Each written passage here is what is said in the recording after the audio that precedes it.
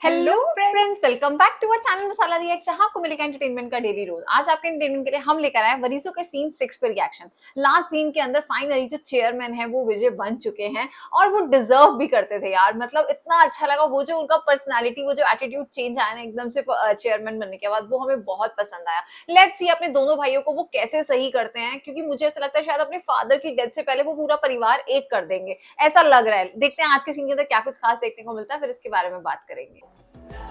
रोज नई गाड़ियों में आते हैं हाँ, ये क्या है? हेलो मिस्टर विजय, मैं दीपक हूँ, इस वोटिंग का रिटर्निंग ऑफिसर। आपके आने से पहले ही सबने वोटिंग कर दी है। मिस्टर अजय के पास पूरी मेजॉरिटी है। ओले क्या कर रहे हैं? अनाउंस कीजिए ना सर, हमारा टाइम वेस्ट हो रहा है। सर, डायरेक्ट वोटिंग तो गलत बात है सर। वोटिंग से पहले प्रचार भी तो होता है ना। बस 5 मिनट दे दीजिए ना। अब 5 मिनट में क्या हो जाएगा? यहाँ कोई दल बदलू नहीं है जो तेरे पार्टी में शामिल हो जाएंगे। 5 मिनट में तो सरकारें बदल जाती हैं ओहो, सर। बिल्कुल। मेरे होठ से निकली बात तुम्हारे वोट बदल गए। अच्छा, हमारे वोट तेरी तरफ हो जाएंगे। सर इसे टाइम दो सर, देखते हैं ये 5 मिनट में क्या गुल खिलाता है। कितना रियलिस्टिक लग रहा है ना। आजकल भी यही सब चल रहा है उनके साथ।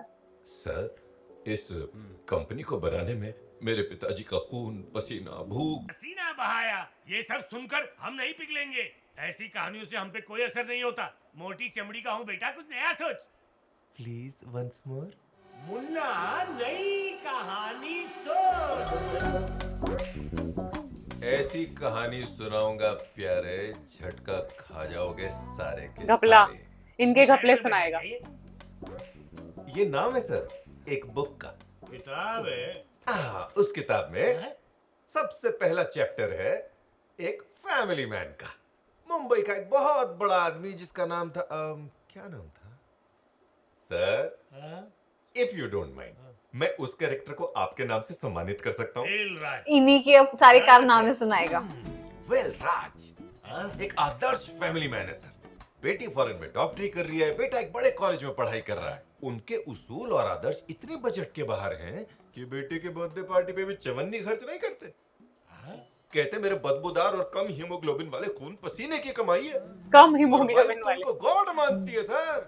ये कहानी सुनी मतलब सी समझ लग रही है। कैरेक्टर्स भी मैच हो रहे हैं। लगे रहो मुन्ना भाई। लगे रहो। सब हफ्ते के 5.5 दिन काम करते हैं, लेकिन वेल राज संडे को भी अपनी एरिया के साथ काम मार के निकलते तो ऑफिस के लिए, पर नाके पे पहुंचते ही पान पट्टी के पास से यू टर्न मारते ही गाड़ी पहुंच जाती है सीधे कहाँ? पर सर? वृंदावन कॉलोनी। कुछ तो गड़बड़ होती है वहाँ पे। वहाँ पर ऐसा क्या है सर? कोई लड़की? तुझे इस कहानी में बहुत इंटरेस्ट आ रहा है। सुनने दीजिए, आप चालू रखिए sir. Second unit sir, road number 18, छोटा सा घर। रुक जा। और उस यूनिट को चलाती है उसकी Second दूसरी टीम। wife। उस यूनिट का आउटपुट तो एकदम हाँ। 10 साल का लड़का। मेरे बाप, लड़का भी है 10 साल का। सर, आप क्यों टेंशन ले रहे हैं? ये तो वो बुक वाला वेलराज है ना। ओ, बुक के बहाने पतलून उतार रहा है ना। तो ये जो सेकंड यूनिट वाला बच्चा है, इसे विराट कोहली बनना है और ये बैट मांगता है। एक बच्चे ने बर्थडे केक के लिए पैसा मांगा तो उसके कान के नीचे खींच के बजाया, लेकिन दूसरे बच्चे के लिए $600 खर्च करके तुरंत ऑस्ट्रेलिया से बेहतरीन बैट मंगा के दिया। बाप सेकंड रे। यूनिट का बच्चा वो बैट लेके मैच खेलने गया तो उसे ग्राउंड पे छोड़ते हुए क्या बोला सर? कप जीतना है बिगल। बिगेल। अच्छा, कब जीतना है बिगेल। इनकी भी एक मूवी में ऐसा था ना। ये तो सर की मूवी का डायलॉग है। पतलून तो उतर चुकी है, अब क्या लंगोट भी उतारेगा? हाय तो हाय। पहली बीवी को दूसरे के बारे में पता चल गया? अबे चुप। नहीं, कैसे पता चलेगा बे? तुझे अंदाजा भी है वो वेलराज 2 यूनिट को कैसे संभाल रहा है? क्या बीत रही है उसमें? जीजा जी, तुम्हें कैसे पता? जीजा जी। अरे, आगे बोलने की जरूरत नहीं है। आपने जो कहा समझो हो गया। जब वो वेलराज नाके की पान पट्टी से वृंदावन कॉलोनी तक पहुंच सकता है, तो ये वेलराज यहाँ से वहां नहीं पहुंच सकता। लात मारता इसी पार्टी पे। आज मेरी आंखें खुल गई। आलू से महंगा होता है प्याज, आज नहीं खुलने दूंगा कोई भी राज। कैसे ढक्कन से लोग रखे हैं कंपनी। मेरा वन ओनली वोट जाता है इसको। आलू से महंगा होता है प्याज, आज नहीं खुलने दूंगा कोई राज। कितना अच्छा था। कोई हुक्म? सर आपके होते हुए ये क्या चल रहा है? सर ये रूल के मुताबिक है। सर आपकी भी बताऊं क्या? कुर्सी के लिए और कितने वोट चाहिए? 4 वोट और चाहिए। सर आपका क्या नाम है? मैं अपना नाम भूल गया। मुझे याद है इसका नाम रमेश है। अपना नाम रमेश भूल पहले से ही रमेश है। तो रमेश और रहीम ने चिकमंगलूर के एक छोटे से गांव में चिट फंड की एक कंपनी शुरू की।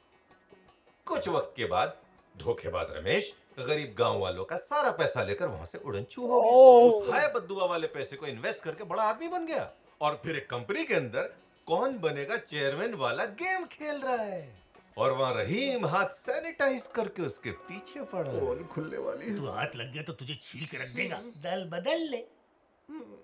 और तभी से रहीम हाथ में चॉपर लेकर गली गली रमेश को पागलों की तरह ढूंढ रहा है। अगर किसी ने रहीम को डीएम करके ये बता दिया कि रमेश कहाँ है तो पता है वो क्या करेगा? क्या करेगा वो सर? शॉपिंग। बाप रे, यार क्या करूं? बाकी दो को भी ऐसी आया। स्टोरी सुनानी पड़ेगी क्या, या खुद ही वही आ तो। जाएंगे? I am waiting. I am voting. Okay दल बदल ली तो दलदल में नहीं फंसा, नहीं तो हर तरफ की कीचड़ उड़ जाए। ज्यादा बोल मत। सर कितने वोट चाहिए? और कितने? 3 और वोट चाहिए ना? इत्तेफाक से एक चैप्टर बाकी है। 3 लोगों की कहानी है। 3 तिगाड़ा काम बिगाड़ा। आप बोले तो मैं कहानी शुरू करूं? अच्छा वो खुद ही खुद ही उड़ जाएंगे। मैंने वो बुक पढ़ी है सर, सच में बहुत इंस्पायरिंग है। सर वही वाली बुक ना जो आपने मुझे दी थी, सच में बहुत इंस्पायरिंग है सर। बीच वाला भी। क्या बुक लगा रखा है? जरा देखो तो कितने प्यार से बोल रहे हैं, इन्हें कैसे मना कर सकते हैं? मास्टर वोट आपको। मास्टर, ये अरे वाह यार। नाइस। अच्छा ये आई थिंक इनका हुक स्टेप हो चुका है। हाँ शायद मास्टर में था कुछ ऐसा ही ना। मास्टर मूवी में था उनका। उनकी सारी बेस्ट ऑफ बेस्ट फिल्म के नाम लिए उन्होंने। बिगेल भी उनकी मूवी है। हे, ये सब क्या बकवास है? भूल गए क्या कहा था? ये थिएटर की सीट नहीं है। देखा कैसे मैंने एक ही तीर से 3 शिकार करके पूरी बाजी को पलट दिया है। रिजल्ट बताओ सर। नया चेयरमैन कौन है? मिस्टर विजय राजेंद्र, आपको कंपनी का चेयरमैन चुना जाता है। अरे वाह वाह वाह। सर आप चलो उठो बेटा। अपनी कुर्सी पर बैठिए।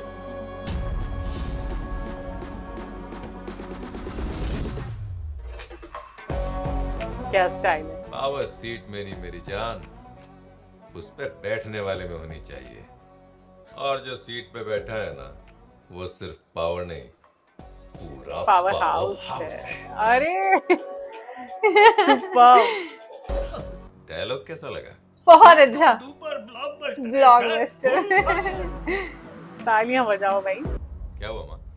खाना खाया आपने? चलिए आज साथ में खाते हैं। भूख नहीं है मुझे। क्या हुआ कुछ इनको? हुआ है क्या माँ? आंटी ने रिपोर्ट्स देख ली क्या? आरती ने जय को डिवोर्स नोटिस अच्छा ओ अच्छा, भैया जिस रास्ते पे थे उसके बाद तो ये होना ही था। उसकी माँ हूं मैं, उसका घर टूटते नहीं देख सकती। रिया के बारे में सोचकर मेरा जी घबरा रहा है। तेरे जितना बर्दाश्त करने की ताकत नहीं है मुझ में।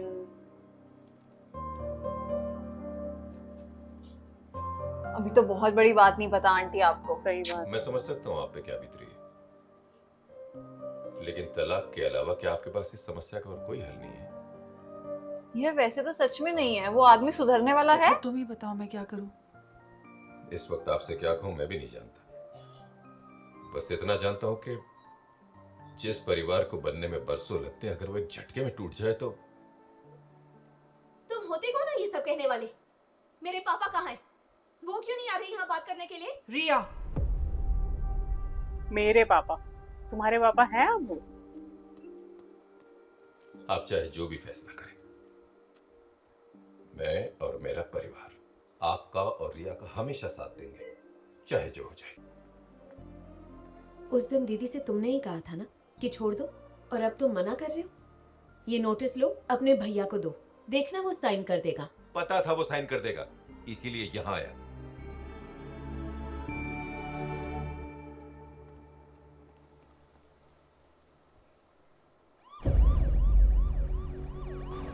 ये शायद अपनी माँ की बातों में भी आ गया और वैसे भी चाहता होगा कि घर बच जाए, हाँ बट भाई उसका अच्छा नहीं है। क्यों, क्या हो गया ये सर? कोर्ट का ऑर्डर है, माइन को सील करने के लिए कहा है। सब निकलो यहाँ से। राजेंद्र ग्रुप ऑफ कंपनीज की माइंस को माइनिंग कॉर्पोरेशन की तरफ से सील कर दिया गया है। लोगों के बीच ये चर्चा है कि राजेंद्र के बनाए साम्राज्य की नींव पूरी तरह से हिल चुकी है और लोगों का ये भी कहना है कि जल्द ही राजेंद्र ग्रुप ऑफ किसने कंपनीज का किया अंत हो सील? जाएगा।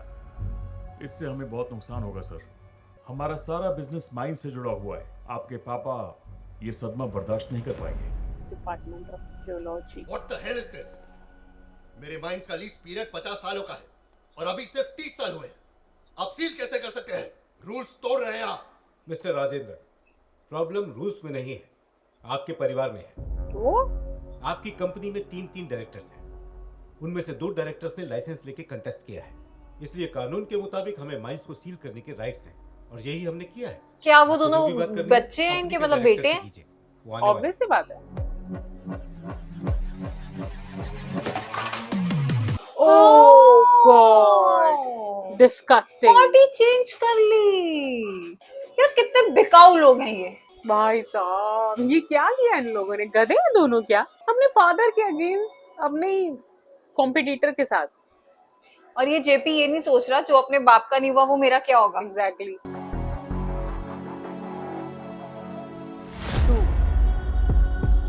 अंकल की देख heart beat. Uncle shit shit shit. I think एक फादर के लिए सबसे बड़ा झटका है जब उसका बेटा उसके सामने अगेंस्ट खड़ा हो। ऑपोजिशन, हाँ सही में। मिस्टर राजेंद्रन, जो कुछ भी पूछना है आप इनसे पूछ सकते हैं और 15 ही दिनों में कॉन्ट्रैक्ट उसी को मिलेगा।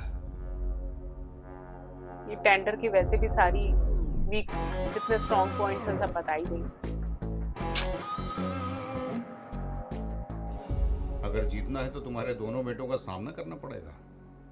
देख अपनी आंखों से, आज वही दोनों बेटे मेरे साथ खड़े हैं। बेटों, तुम्हें ये कॉम्प्लीमेंट लग रहा है क्या? Count your days. Vijay do something. मुझे बिजनेस में हराने के लिए मेरे बेटे दुश्मन के साथ खड़े हो गए। कभी सोचा नहीं था ये दिन भी देखूंगा। आपको हराने के लिए वो दुश्मन के साथ खड़े हैं, कोई बात नहीं, लेकिन खुशी इस बात की है कि जिंदगी में पहली बार साथ खड़े हैं।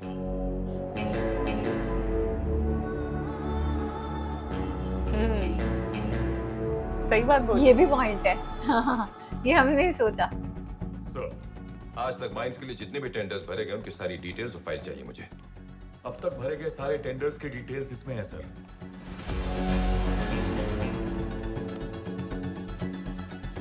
15 दिन के अंदर अंदर करना है ना कुछ।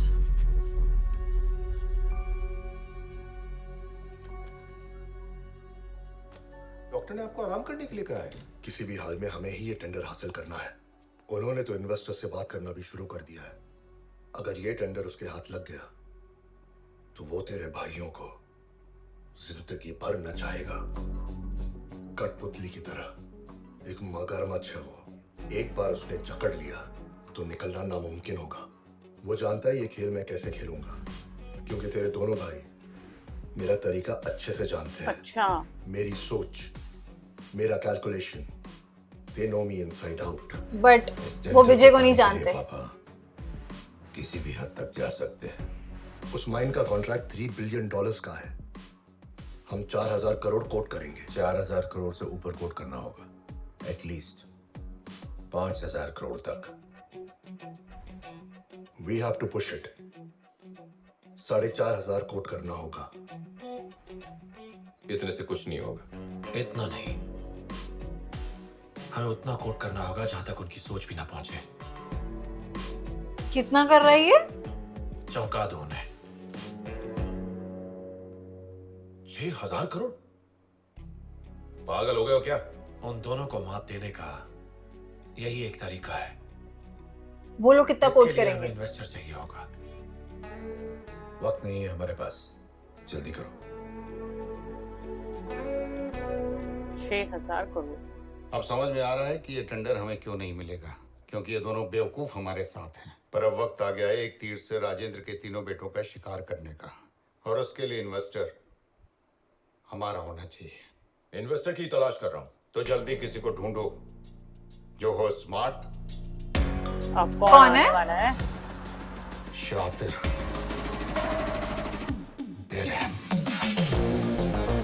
ओहो, ये कौन नए अब कैरेक्टर personality की है भाई। हमें एक इन्वेस्टर मिल गया है, आदित्य मित्तल।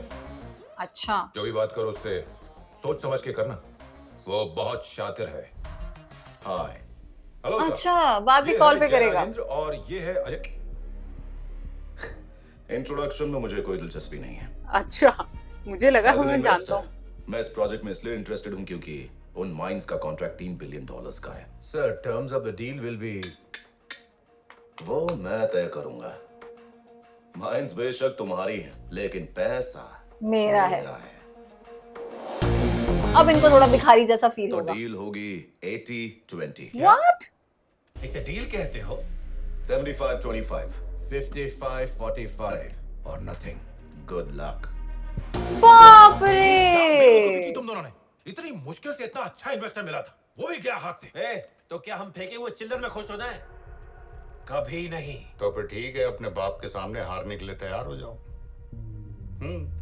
मुझे ये डील मंजूर है। What? ये क्या बोल रहे हो? अब ये बात परसेंटेज की नहीं है, ईगो की। 75-25 मतलब पहचान की है। 25% इनका, 75 उसका। 75 उनका। हाँ, किसी भी हाल में हमें जीतना है। अब बस जीत हार को ले। बाप रे। Get ready for the stand up.